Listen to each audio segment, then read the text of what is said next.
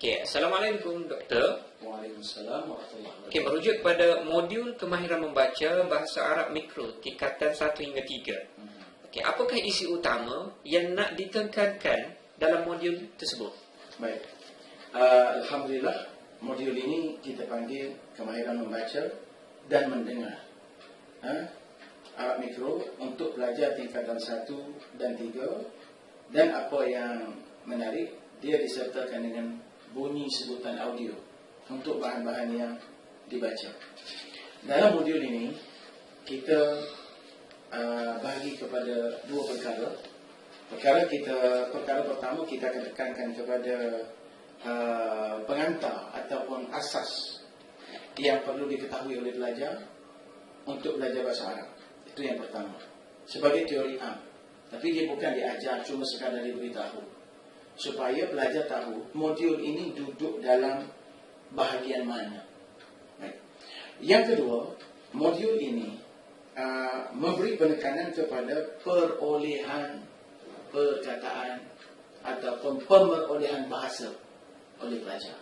Maksudnya apabila pelajar habis mempelajari modul ini, mereka akan mempunyai sekurang-kurangnya 500 vocabulary asas bahasa Arab. 500 vocabulary asas untuk pelajar tingkatan 1 hingga 3 dikira sudah mencukupi. Kerana tahap orang dewasa biasa pun 1000 lebih atau 1500 sudah memadai. Jadi modul ini dibahagi mengikut minggu pembelajaran mereka. Minggu pertama sehingga minggu keempat. Baik. Kemudian dalam minggu pertama sehingga minggu ketiga sahaja. Dalam minggu pertama mereka akan dibekalkan dengan 5 tajuk. Begitulah minggu-minggu seterusnya, di mana setiap tajuk boleh dikuasai dalam masa satu hari. Kerana kalau kita tengok kepada pendekatan modul ini, setiap tajuk mengandungi satu karangan ringkas. Contoh kat sini dia beri ayat-ayat mudah dan di sebelah tepinya dibekalkan dengan kosakata. Nanti pelajar akan diperdengarkan teks, kemudian cuba membuat terjemahan sendiri. Sebab semua perkataan susah telah diterjemahkan, dan pelajar akan memberi fokus kepada mendengar sebutan yang betul dan meniru bacaan dengan betul. Kemudian cuba memaham. Sebagai pengukuhan, di belakangnya pelajar diminta supaya membaca balik teks tadi. Dan kemudian pelajar diminta menterjemah karangan tadi dengan sendiri. Dan kemudian diminta menjawab beberapa soalan dalam bentuk jawapan ringkas untuk melatih pelajar bertutur dalam bahasa mudah dan juga menulis perkataan-perkataan yang telah dikuasai. Kemudian jawapan yang ditulis tadi cuba diarah supaya disusun untuk membentuk suatu idea ansas atau karangan ringkas. Dan begitulah seterusnya. Kemudian untuk aspek tata bahasa kita akan beri dalam rumus ini, contohnya 1, 2, 3, 4 rumus. Contoh, ismi boleh diganti dengan ana. Jadi contoh pelajar berkata, kalau ismi Muhammad, dalam masa yang lain dia boleh tukar kepada ana Muhammad. Jadi pelajar diberi keanjalan bahasa, keanjalan sebutan atau gaya bahasa untuk dia bertutur.